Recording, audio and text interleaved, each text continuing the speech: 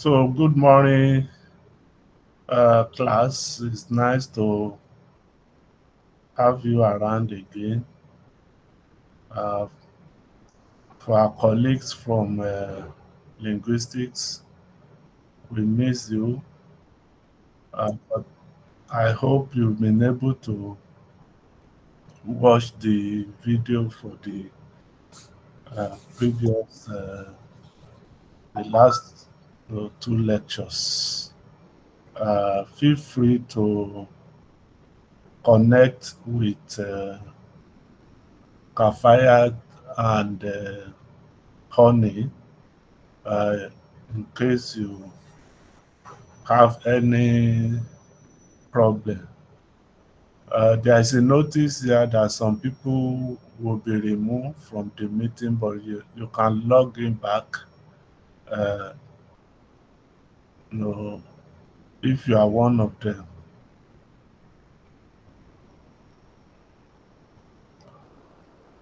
So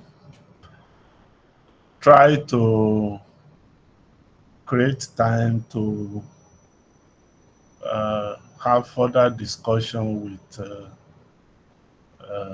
Honey and Kafayat. And if necessary, you can also talk to me. Um, so far, uh, let me share my screen.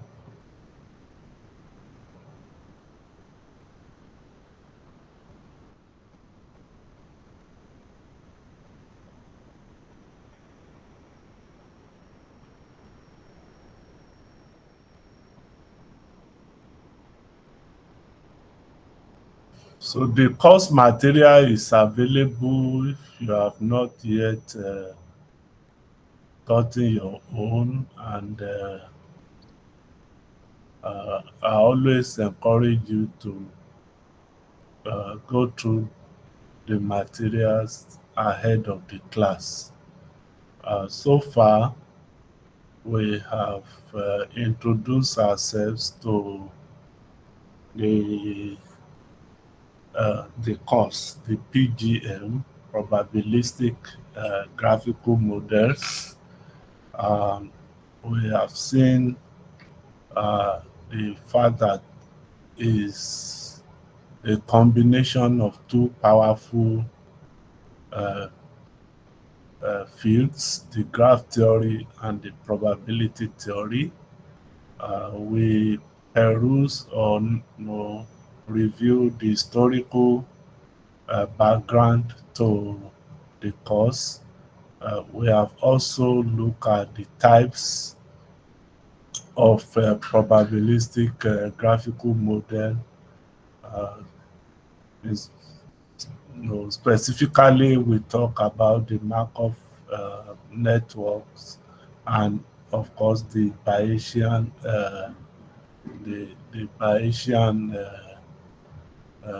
network.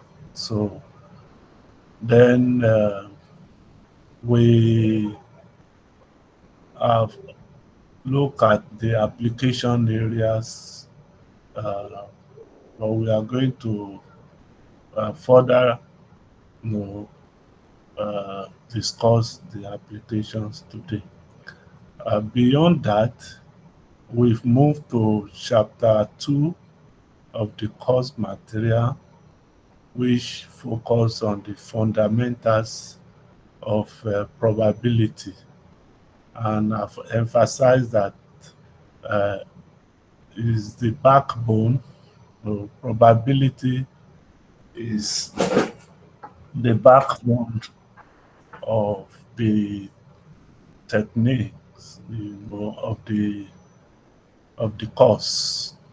Uh, and in the last two lectures, we talked about uh, probability, what it means. We try to make it as simple as possible so that our colleagues from linguistics will be able to follow. So if you miss those two lectures, you can always go back and watch the videos.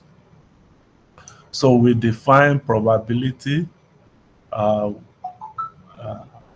and we've also talked about a number of concepts related to probability, in particular random variables and probability distributions, and we use examples. We've talked about joint, marginal, and conditional probabilities. We also use examples even beyond what you have in the course material. We also talk about independence and conditional independence, uh, also with practical examples. We close our discussion last week with Bayes' theorem and its interpretation, which Kafayat, handled very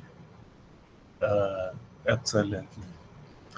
Um, since we are not going to rush this foundational stage, uh, today our discussion will focus on this section 2.6, uh, just to further reinforce whatever uh, knowledge we already have.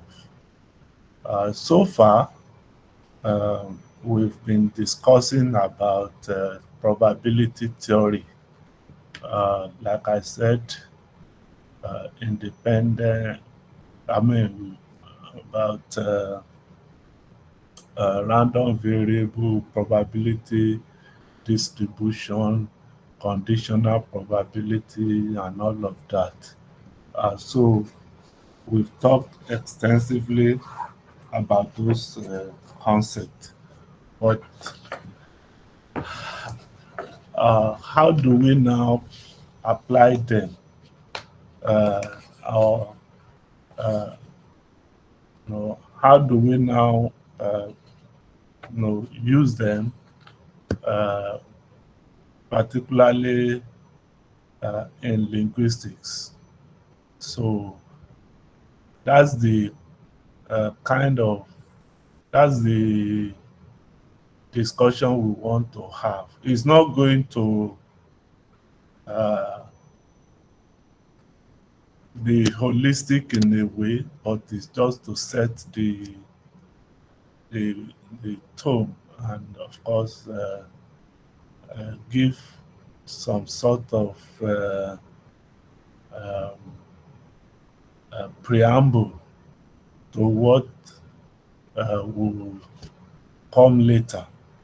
So in our discussion today, we want to shift from theory to, from probability theory to practice, so that uh, at least it will focus, our discussion will focus more on how these things are applied, you know. Uh, how probability theory and probabilistic graphical models are used in linguistics, uh, particularly in the natural language processing. That's the main interest of discussion today. So, of course, if I ask why linguistics, for those who were part of our lecture yesterday, yesterday we had lecture on machine learning with the new students in linguistics, program. And we mentioned the fact that the language, um, the natural language is full of uncertainty and ambiguity. Um, and I don't know if you agree with that. Cassava, when we say natural language is full of uncertainty and ambiguity, what do you think we are talking about? Well, I think you're right, sir. In the sense that we can't actually predict what happens in natural language, and we can't actually explain how we acquire those language, those rules. We can't actually explain. So it's basically based on predictions or probabilities. Thank you. Let me ask uh, uh, Daniat to also say something.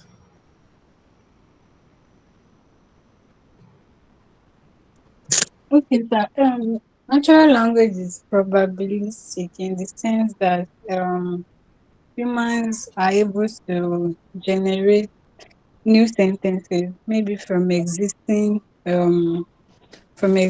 words. For example, I can say I love money. So it does not mean that another time it has to be money. So it can be something else like I love book. So like it is the prediction is not like always like it's not always predictable. So that's why we have a probability that it may be money or it may be book or any other thing. Thank you very much. I'm sure, except there is anybody itching to make a further contribution on this. The points have been made quite convincingly by Kasaba and Ganiyat. And the point is that language is unpredictable. You cannot predict with certainty. And the essence of probability is also to be able to measure uncertainty. Which means there is a very close, link between probability theory and language processing. So one major issue is the fact that in language, one word can have many meanings, you know, depending on the context. I think that's what Cassava and Ghanaian are trying to say. So, depending on the context, on the position of the word in a sentence, or the neighboring words, a word can take different meanings. So you could have several examples. So because of this, uh,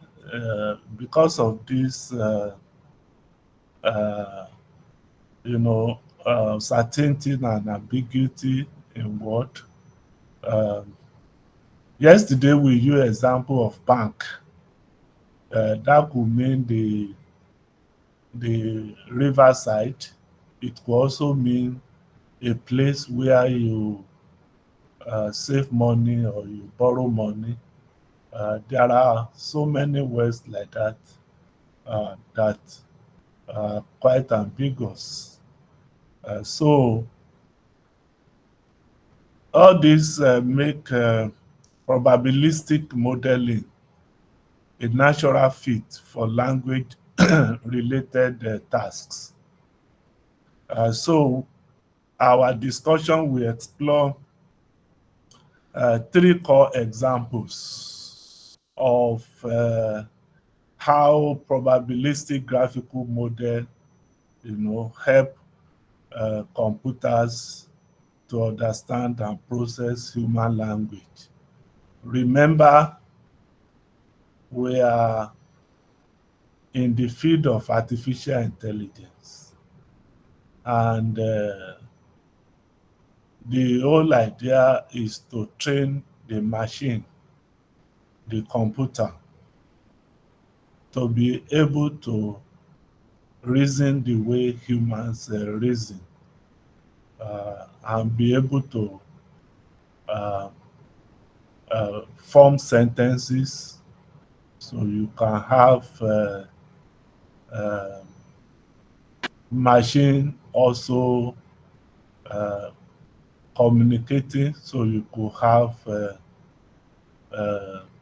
uh, speech, to text, uh, which is what happens when I share the transcript of our lecture with you. The machine is able to convert the speech during the class to text.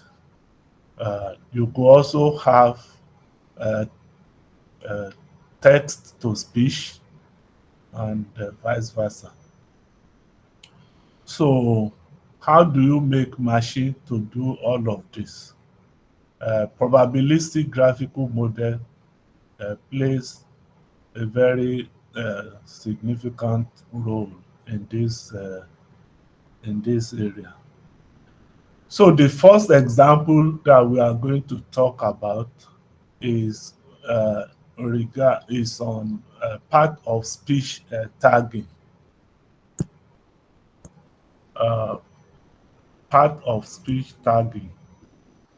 Uh, so this is one major area that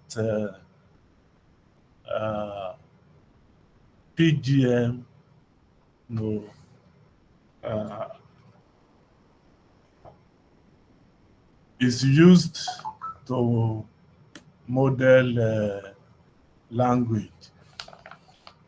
And when we talk about uh, part of speech, those who are in linguistics, even if you are not in linguistics, you know the different parts of speech. Uh, s- uh, so you have the noun. Sometimes the noun is denoted with NN, and you could have example like cats. When we say cat, say noun. Uh, that's the name of animal. Uh, you could have Lagos, that's name of a place, and so on like that. Uh, who is going to give me the example for verb? Who is giving me the example for verb? Nobody. We are going to list the various parts of speech. So we want to also give examples. Yes. Uh, Linguistic people, you are in control now. Um, who else? Nobody in the class? Build. Huh? Okay. Build. To build a house. Build. Good. Uh-huh. Yes, sir. Run. Right? Think. Yes, sir. Uh-huh. Swim. Huh? Clean. Swim. Swim. Yes. Another part of speech is adjective, and we use JJ to denote that. That's adjective. JJ. Okay, maybe I use, let me use this. I hope this one will work well. So we have NN for now, and that could mean you have example cat, Lagos, Ibadan, wherever. And then for verb, we use VB for verb, and you could have example like run, sit, uh, and so on. Uh, for adjectives, uh,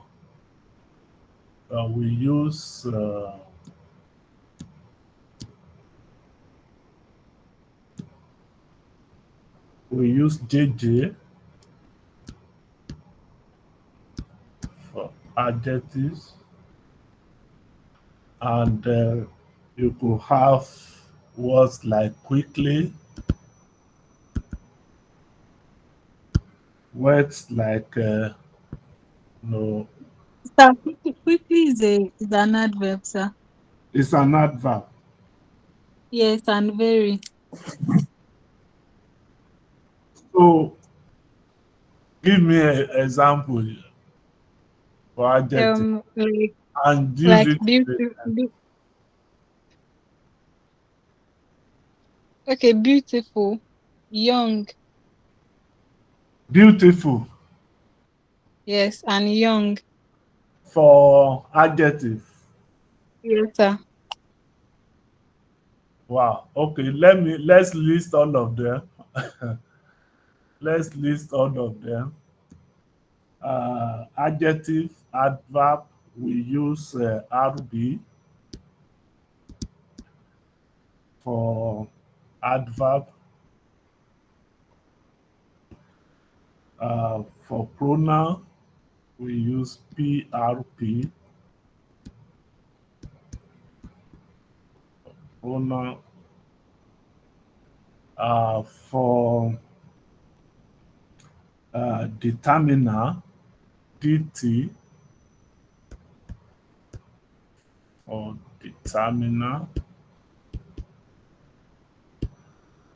So for preposition, we use IN for preposition.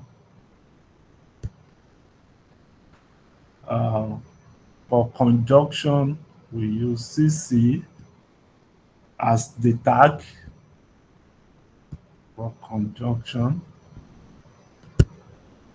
Then for interjection, we use UH for interjection. And of course, you also have punctuations. Punctuations. That's when you talk about dot, comma, uh, question mark, uh, colon, semicolon, and so on like that. So these are, uh, since you are the expert, you can give examples on all of that. So I won't be able to debate with you.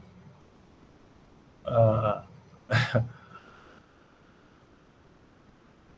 uh, so, Ganiyat, or do you want me to be debating with you guys? Yes, no, sir. Eh?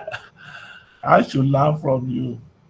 So, but in any case, our business here is uh, the uh, the tagging issue. So we use NN for now.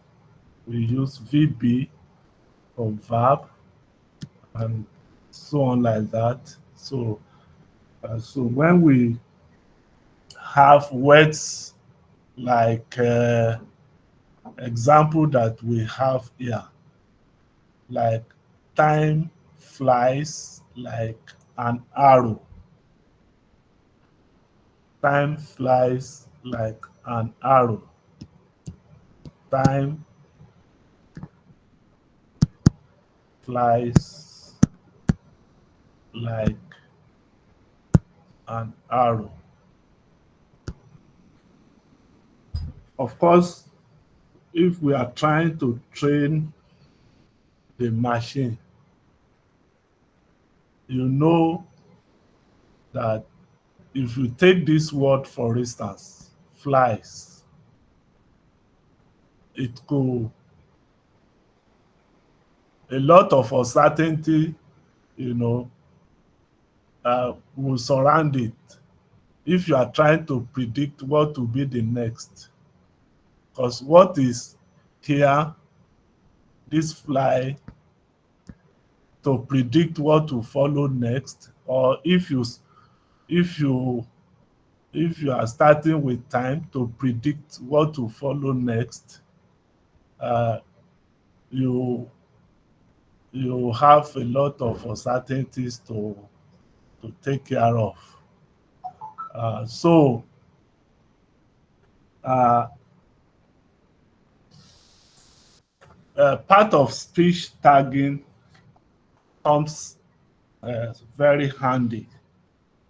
So in this case, the word flies could be a noun. So it could be a noun, you know, like insects. It could also be a verb, you know, which could refer to movement. So this is the kind of ambiguity that surrounds. So it could be now, if we go by our tagging, then it could be NN, or if we are referring to movement, it could be VB. So to resolve this kind of ambiguity, we use the graphical model. We use graphical model such as the hidden Markov model, so HMM, which uh, of course we talk about, but it's not the main focus of this course. Earlier I told you our focus will be on Bayesian network. So we could actually use either the hidden Markov model or the BN, the Bayesian network, which are both uh, major components of the graphical, uh, the probabilistic graphical model.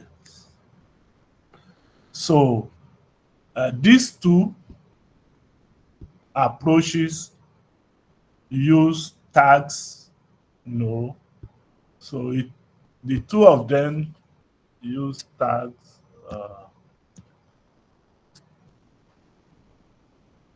Sorry.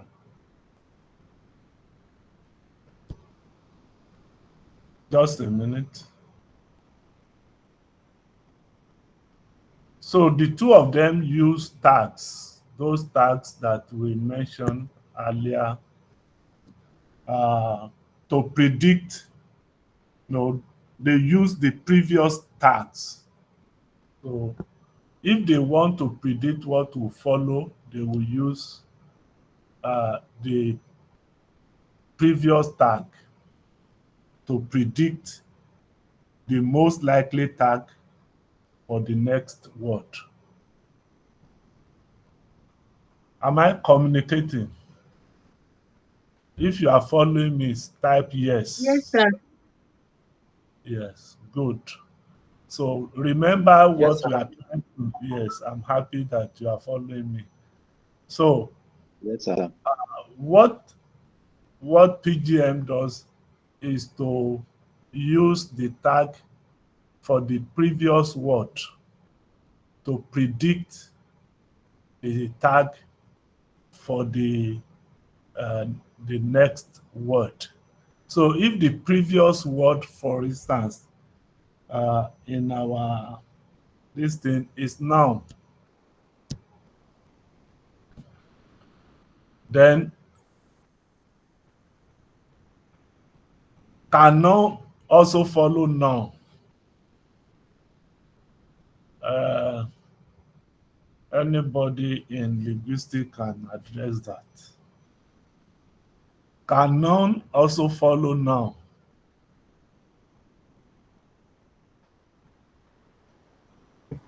Edidion is not as not. Eh? Edidion.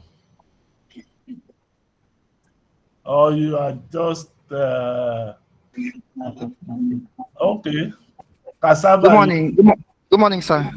Good morning. Okay. Yeah, this is Udo. This is Udo. Udo. Okay, go on. Go on, Udo. So I would say that a noun cannot follow a noun. Okay. Instead, if we see such occurrence, the first noun would be used or would be used as an adjective. Yeah, even in case we have two nouns that occur together, the first noun is going to be a qualifier for the next noun. Now, That's my opinion. in this example, if my first word, my previous word is noun, and I'm going to predict what should follow, should I predict noun? Will I be able to say this fly will be now? Will be noun, or will it be actually referring to flies as a verb?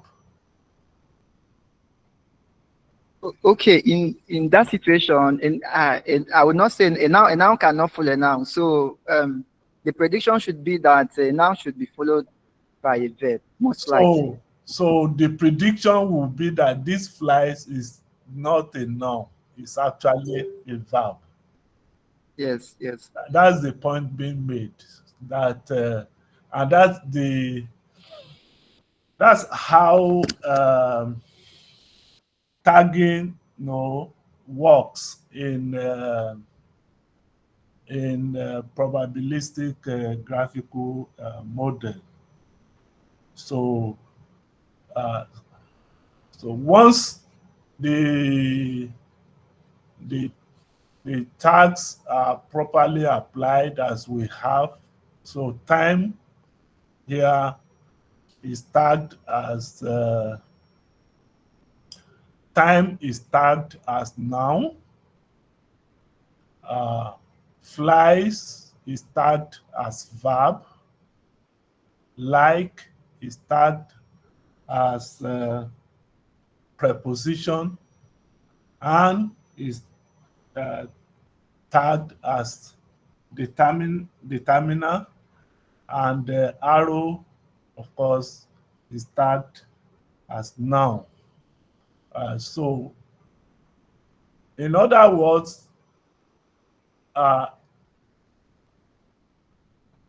part of speech tagging is a typical um,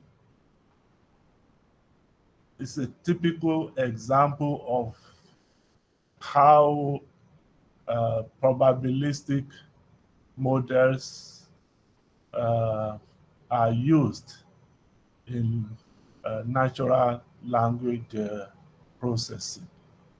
That's the first point. And I try to, I might need to,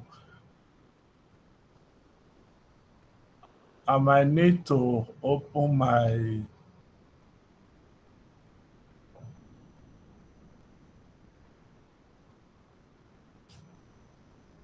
I want you to see how the tagging can be done in the R Studio. So I'm going to open my R. if you look at this part, so we try to implement tagging in the RStudio environment. The RStudio is loading. Good. So how many of you have been able to, by now, I think those of you, everybody, not even uh, I expect everybody to be very much familiar with the R or RStudio environment, because you can't do computational without being. I think in the previous courses we use R. So if there's anyone here who is not familiar with the RStudio, let me know. If you are very much familiar, whether familiar, very much familiar, or whatever, type yes in the chat menu. Type yes in the chat menu. Oyeleye, thank you. Who else? Sheung, Gabriel. I've not seen the people from linguistics. Oyeleye, Dupe. What of Adetona? What of Cassava? Yes. What of Ganiyat? Udo, yes. Yes, Ganiyat at last. Yes. Basic knowledge, Adetona. Yeah, whether basic, whether intermediate, whether advanced. Yes. So I want to believe everybody is quite familiar. And when you see the uh, the the uh, the R syntax like this, library is referring to the package that you want to use. No, so the Bayesian network LAN, that is BN LAN. So you need to load the package, provided you have installed the package. So you need to check if you have installed it. If you come to packages, then you can search for BN.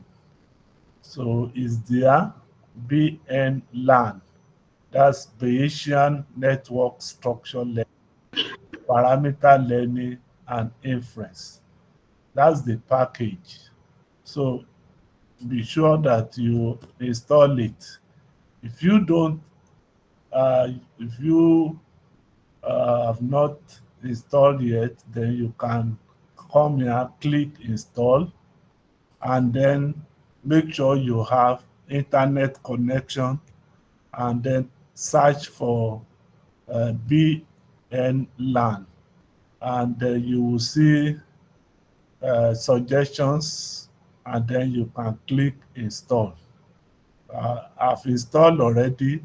Make sure you check install dependencies, so that other packages that are dependent, or that this package depends on, they are also installed alongside. So that's what that part is saying. And then you can now use the function this to, that is, any package is made up of functions and arguments. functions and arguments. So precisely, we want to see how, visualize how you can represent tagging in Bayesian network. We will still do more of this in our subsequent lectures. So look at this one, for instance. So which is it's like saying yes. This word flies. I mean, this is the sentence. Time flies like an arrow, and each word has been tagged. And you know that flies, the way it's tagged depend on the previous word. Like is tagged, the tagging of like also depends on the previous word, and so on like that. So you could have a representation which is showing the manner in which the tags are connected. So tag 1 actually determines tag 2. And tag 2, that's what the Bayesian network demonstrates, and that's why you have the directed arrow there. So tag 1, the influences or determines tag 2, and tag 2 influences tag 3, and tag 3 determines tag 4, and tag 4 determines tag 5. This is just the graphical representation of the tagging. Remember, our course is graphical probabilistic graphical model. So this is a demonstration of the graphical component of the course. So we are representing this tagging in a graphical form. So how do we do that?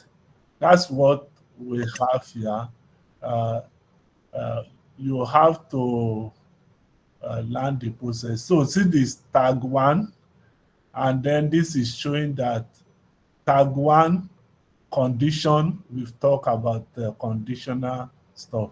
So tag 2 is condition on tag 1, and then tag 3 is condition on tag 2, and then of course tag 4 is condition on tag 3, and tag 5 is condition on tag 4. So once you load and the library helps you to load the package, and then so now it's loaded, and then you can run that line of code, and then the graph visualization plot helps you now to visualize the plot in the plot section. So if you now run that, then you'll be able to see. So this is the graphical representation. You can zoom it, make it bigger, you like. You can also expand it. So you can also now practice many. So this one shows the flow of influence of the tags. tag 1 influencing tag 2, tag 2 influencing tag 3, tag 3 influencing tag 4, tag 4 influencing tag 5. Any even more complicated graphs can be plotted. Any question on this, ladies and gentlemen? Any question on this? If you are okay, type yes in the chat memo.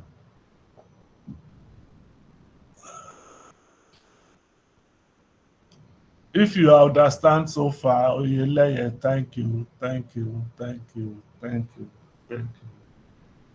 So that's the first example that we plan to present to you, part of speech tagging and how it is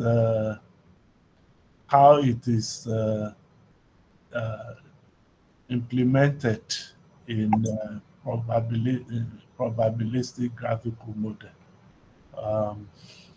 So why? Just give me just 2 minutes. I need to. While you are waiting for me, please go through this, and when I come, then we continue from there. Just a minute or two.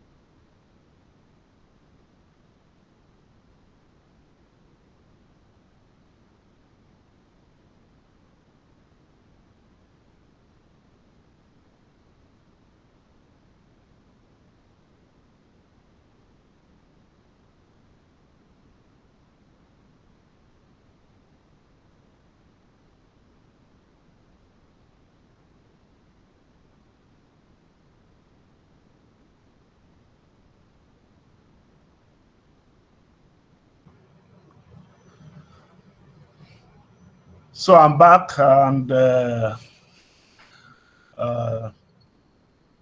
thank you for giving me that short break. So we have done this. We can now move to the second example, which is how we use probabilistic graphical model for word prediction and autocomplete. Of course, most of us we are used to this, on our digital devices. We often type. So when you start typing, for instance, you are typing a message on your phone, you could easily see suggestions, of what that should follow. What is running behind the scene is nothing but an algorithm built on a probabilistic graphical model. So is using probability to predict what the next word will be, and then suggesting the word to you. So, so how is it done? So that prediction is powered by two models, basically. We call one the bigram and trigram. You can learn about that later. Bigram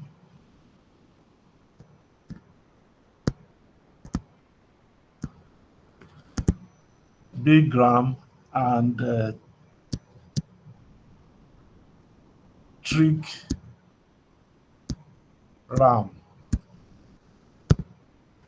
They are models, special models, in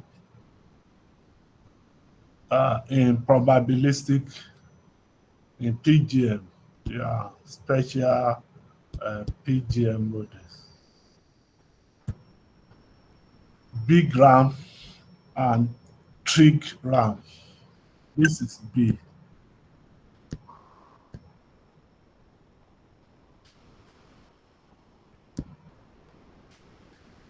So you may want to learn more about those models and how they are used.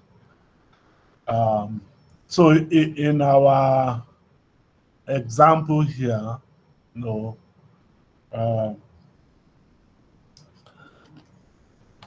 if you have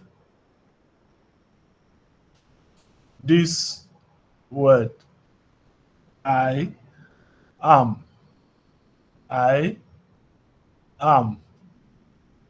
then you might want to predict you might want to predict the next word. And what are the possible words that could follow? Could be that happy, could be that you are going home,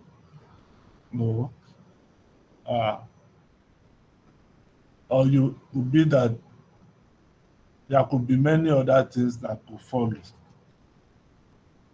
So, in other words, you could possibly have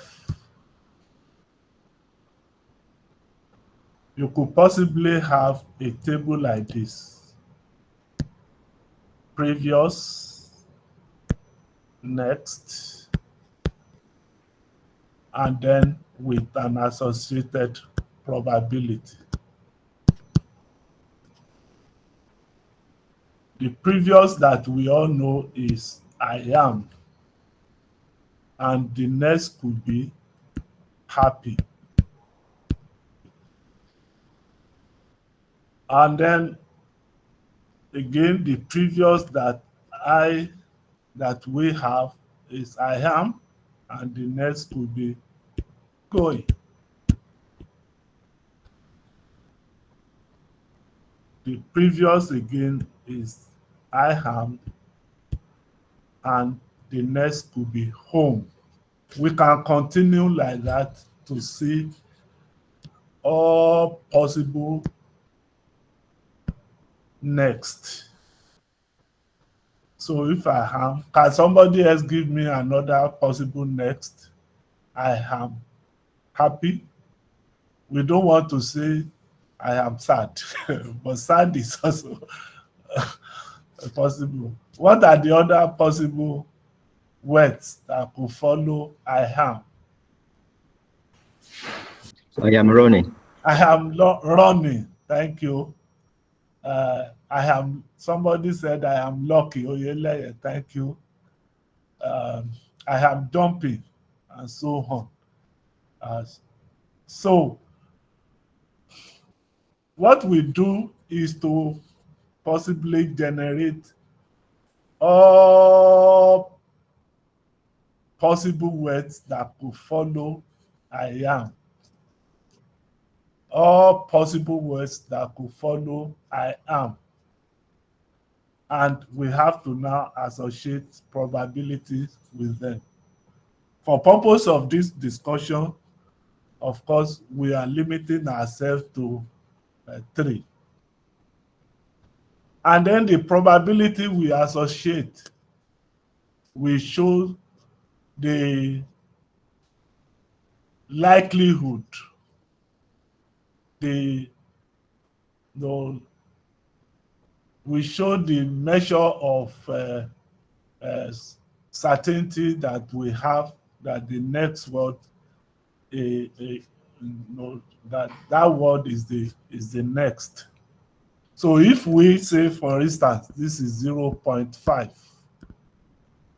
and we say, for instance, this is 0.3, and we say, for instance, this is 0.2. Of course, if you have many others, the probability must always, we have talked about, add up to 1. So the total probability must be 1. So if you have 1,000 words that are possible that will follow, each of them must be associated with their respective probabilities.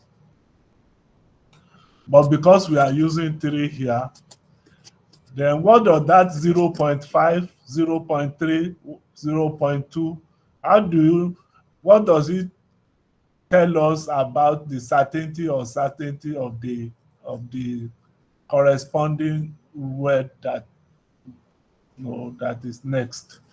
Who will tell me? So I think the ones with the higher probability have a chance of being the one that is being predicted. Thank you. So what happens is that if you train your model with a lot of sentences, on I am, and 50% of them is showing that happy always followed next, then that is the probability.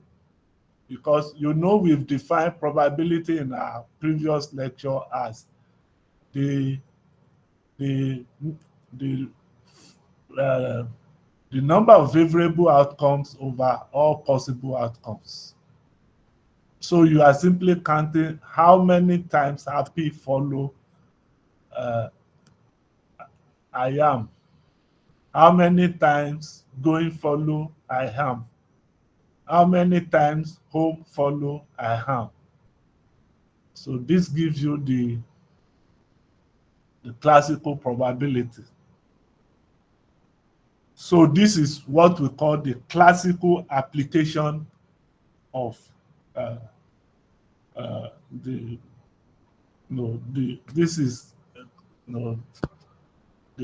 this is the probability distribution of the words.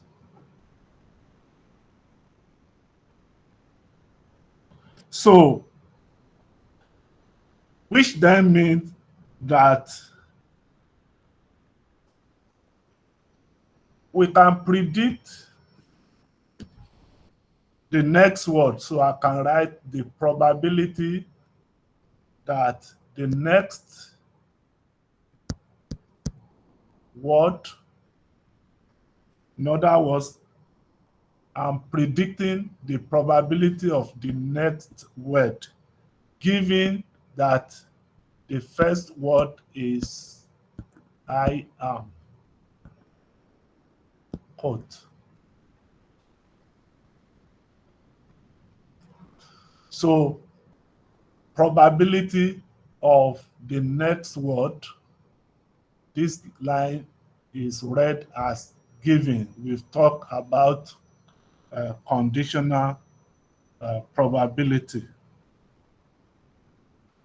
So that is precisely what you see in this table.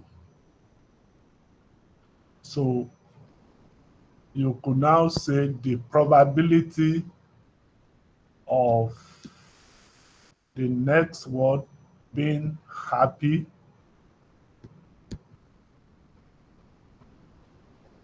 given the first word is I am equals to 0.5. That is the conditional probability. That is the conditional probability. Then, and so on and so forth. Probability of going as the next word, given the first word, given the previous word is I am, is 0.3. This is how you write that probability. So probability of the next word being going, given the previous being I am, is equals to 0.3. So, and so on like that. This is what we call the classical application of conditional probability. Classical application of. So, and I've told you these probabilities, we learn them, or the machine will learn them, from the data that you provided. I mean, regarding the usage of that of the word over time. So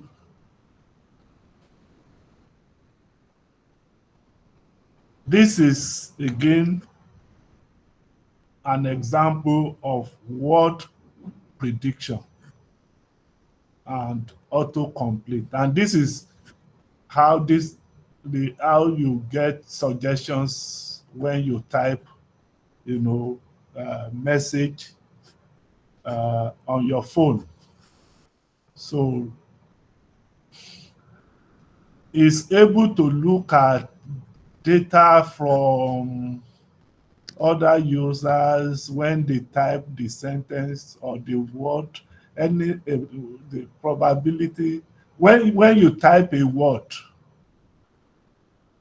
and is able to look at others who have typed that same word before and look at what always follow, the word that always follow, and then compute the probability.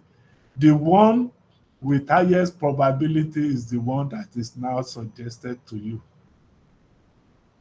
I hope that is clear, distinguished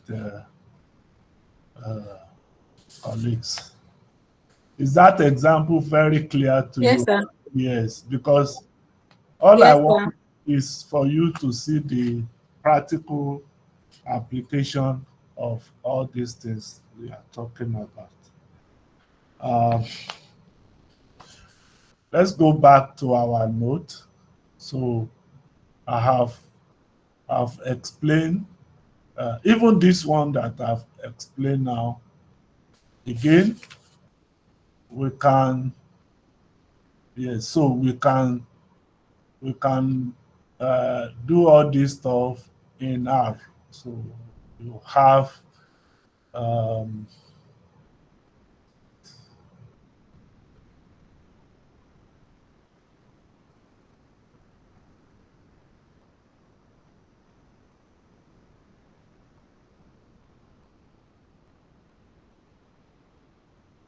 so you can also use this to practice this one.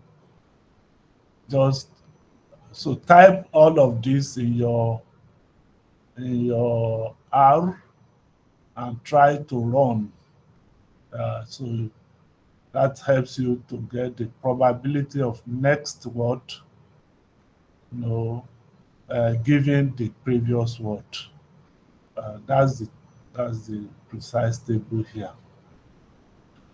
Now let's move to another application. Another application, and that is how we use PGM for uh, machine translation. So we've seen part of speech application, and just now we have also seen the demonstration regarding word prediction and autocomplete. Another beautiful application is the machine translation, and I'm sure most of you are also familiar with uh, how computer now help you to translate uh, uh, uh, language. Uh, you may have article or document written in French. Computer can now help you to write, or translate to English. I don't know how much we have done regarding our local language. Whether does anybody have idea whether machine can now translate Yoruba to English or English to Yoruba? But I know that computer could translate English. She'll tell us more. She'll tell us more about your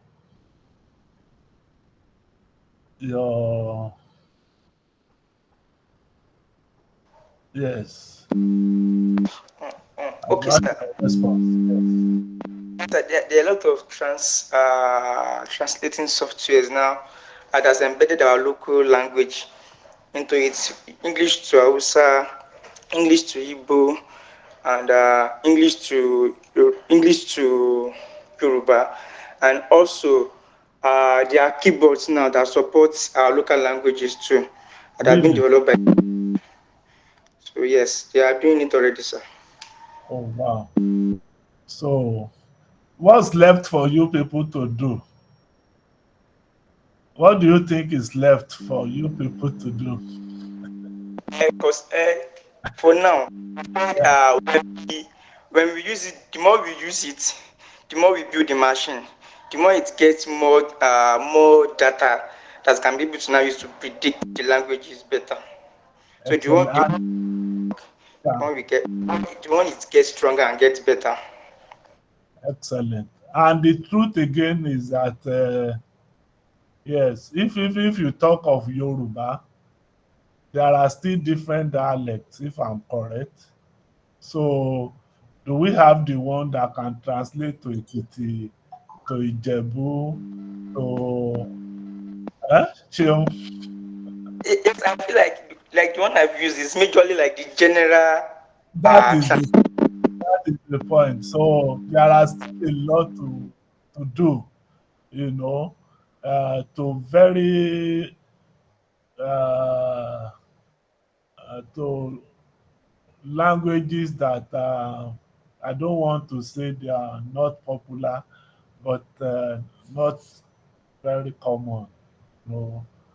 Uh, so we know in Nigeria we have over 250 tribes, but how many languages? Linguistics people, how many languages do we speak in Nigeria?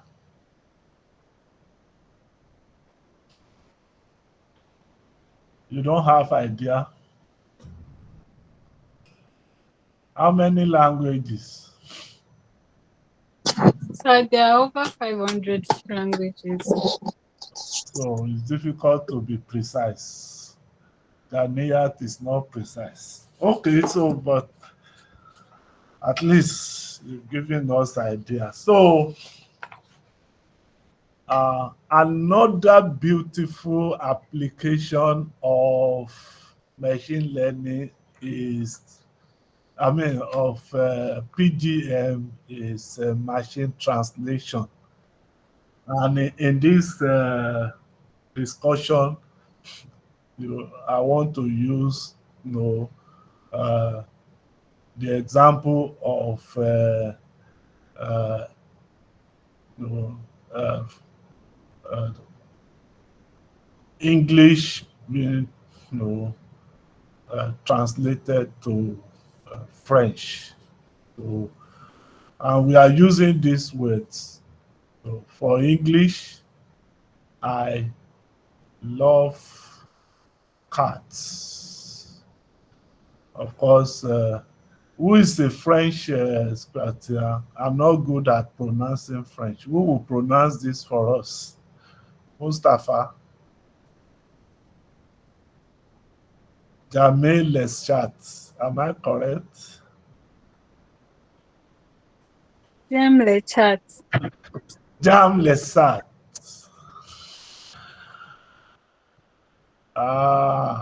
Oyeleye, can you pronounce it? No, sir. There is Oyeleye, man. No, sir. Too bad. Adedokun. Adedamola, rather.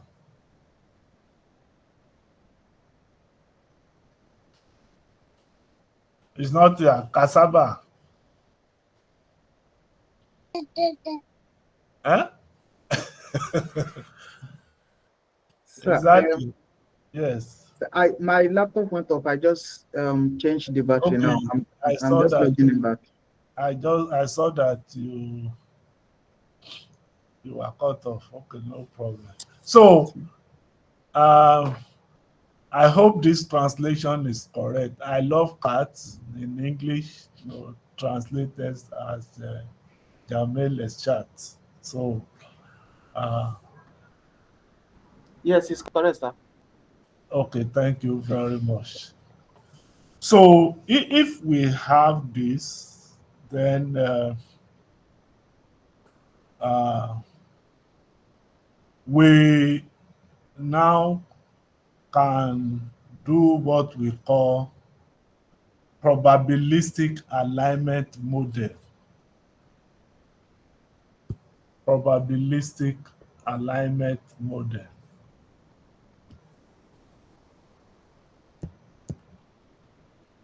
Probabilistic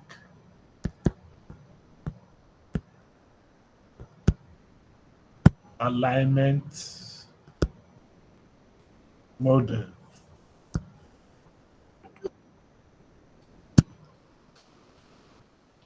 And so, which is, more like mapping. So we can now map I in that in English to the J in French. We can map the love in English to Ame in French, and map the cats in English to let's chat in French. So this is uh, the the the alignment, which is And this alignment can be represented in R. We could use R programming to do this alignment. So let's do the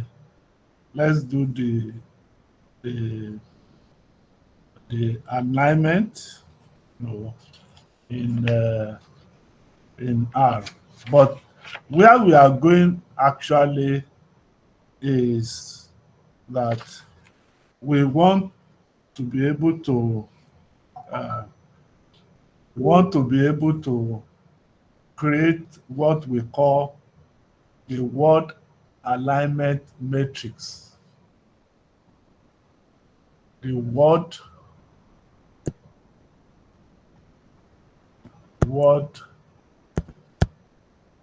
alignment matrix.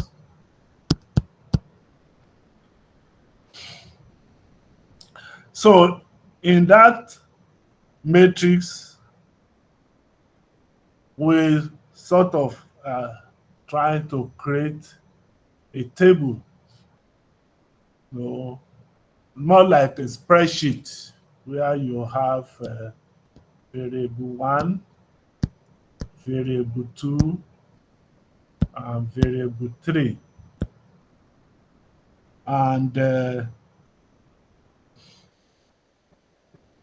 for English, we say we have I love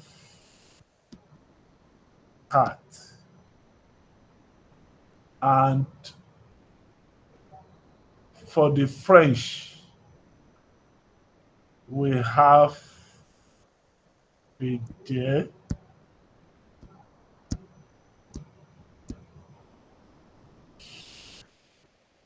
The third variable there is telling us, is giving 1 to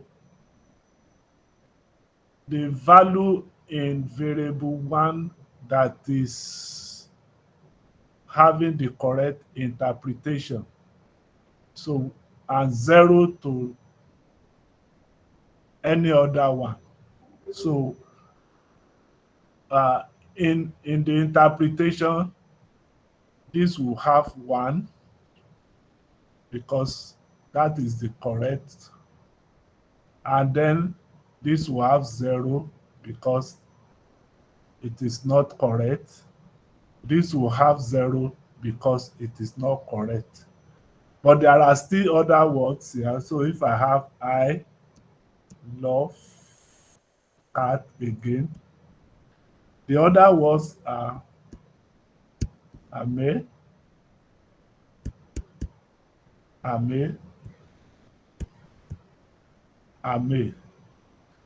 we know that the interpretation for this is wrong. This is not, this will be 0. But this love is going to be 1 because it's correct. And this is going to be 0. So we are simply using variable 3 to code and to help the computer to be able to do correct translation. Then we still have another word, I love cats. It's actually plural. So there are the other translation is less chats, less chats, less chats. Again, the only correct one is this. So this one will have 1, this one will have 0, this one will have 0. The computer understands this better. So it's able to know that Anywhere you see 1 here, then this is the correct interpretation for this. Wherever 0 is seen here, then it is uh, it is incorrect translation. So this third variable is like an indicator saying the translation is correct, the translation is not correct. So how do we do that in R? So we simply go to our R. This is the syntax, which is also in our note. So this is the R syntax, and we can now use it to create this word alignment matrix. So if you run this, so you can run.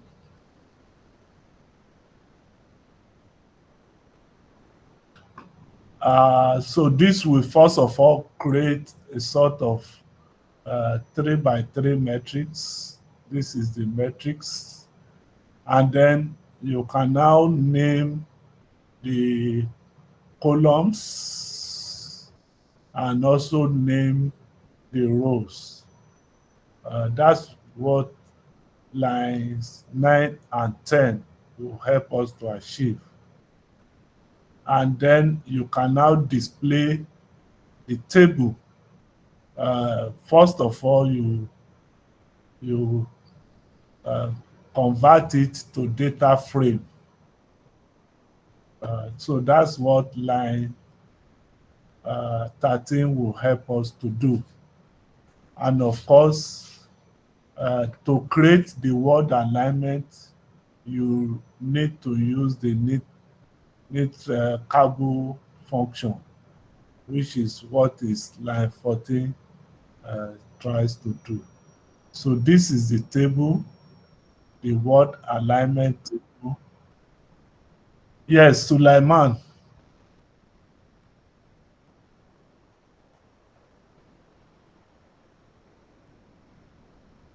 Sulaiman, Nabil, are you okay? It's an error. So this is the word alignment table now. And what the table has helped us to do is like creating a spreadsheet showing how the words align in terms of translation. So high is interpreted as J in French because here you have 1. So it's not interpreted as love, as cats, because here you have the values as 0. High is not interpreted as Ame because here is 0. But love is interpreted as Ame because here you have as 1, and so on and so forth. Udo.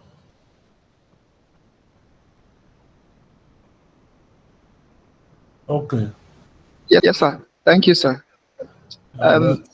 Please, I didn't really understand the lines of codes, line number 4 of the codes. I don't know if are we the metrics, are we supposed to manually assign the metrics to the words? So I don't really get it. I thought it's a computer that the machine that will do the assignments based on if the model is able to predict the words or is able to align the words correctly. So I want to know if we are to manually assign the metrics to the words. Thank you, sir. Yeah, you are training the machine to be able to translate. The machine itself cannot translate if you are not able to tell the machine, when you see this, this is the corresponding interpretation in the second language. So that's what the matrix is helping to do, to say, okay, if you see high and is assigned uh, no, this value, because what you see here is like the identity matrix, but it's just to help us to be able to form the word alignment matrix. So if I get your question very correctly, uh, we are doing all of this to train the machine to recognize uh, the word that is uh, the correct translation of a word in another language. Does that make sense?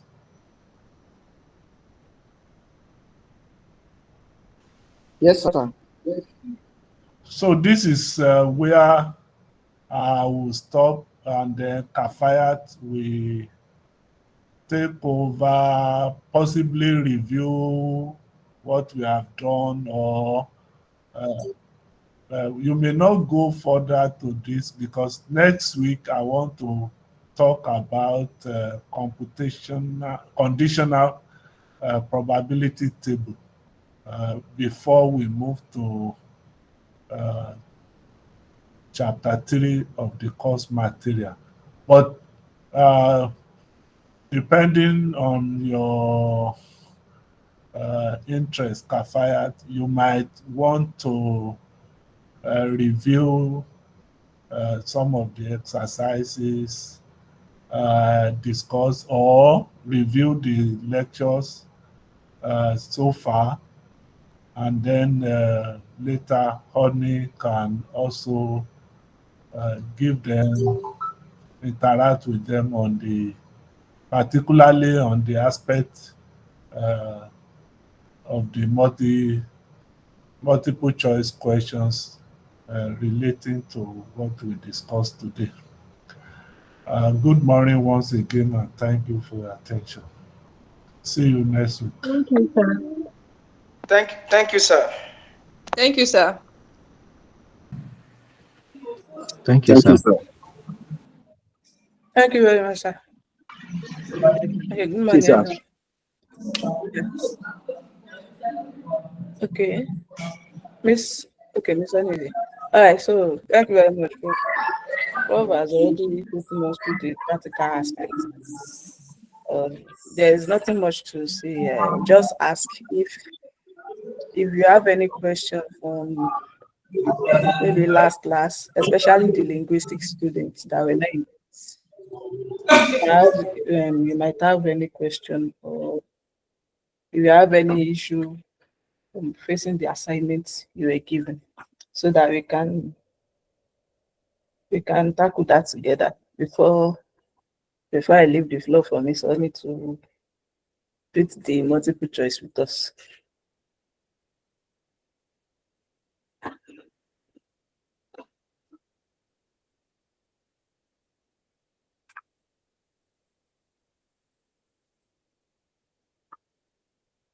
Okay, that means we all understood the class and the assignments. And I think all the exercises here have been given as assignments, except 2 or 3. Yeah. And that will be posted on the next assignment, will be posted on the Google Classroom. So for now, I've just dropped the mic for Miss Oni to come in and take the multiple choice questions. Thank you. Miss Oni, are you there? I'm here. Okay, thank you. There is nothing to say. The multiple choice question has been taken since about the week ago. We are still in chapter 2. I think someone raised his hand. Oh, that's true. That's true. No, Good morning, nobody ma'am. raised. Good morning. Okay. I so it's about the assignment, ma'am. So I just joined the class today for the first time, and that's because I did not see the link on my email. So it's today that I've been able to join the class for the first time, and I believe they must have submitted up to 1 or 2 assignments already. So in this situation, I don't know what would be done to help me, please. Thank you very much. Ms. Kabayaba to Okay. Chief Udo, for now, just focus on the subsequent assignments and try not to miss any of it so that you can cover up for the previous one you have missed. And then for the previous one, you can ask your colleague to tell you which assignment has been done so that you can practice that on your own against your exams. I don't know if that is clear.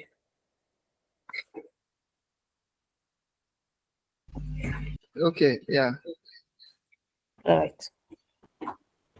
Okay. If there are no questions, I would just like to re-emphasize that we should please get the course manual from Prof's office, or you contact Mr. Joseph, so that it will make you'll be able to read even before the class starts, and it's going to help your learning process. So without further delay, I think we can call the class a day, and we'll see next week. Thank you. Yeah. So in case you also need for your own library, you need the manual for quantitative, which I have now produced for quantitative methods in linguistics. The manual also for machine learning. The 2 manuals are available for your library. If you still desire, you can pick them up. Thank you. So see you next week. Enjoy All right. your. Thank you, sir. Thank you, sir. Thank you, sir. Thank you, sir.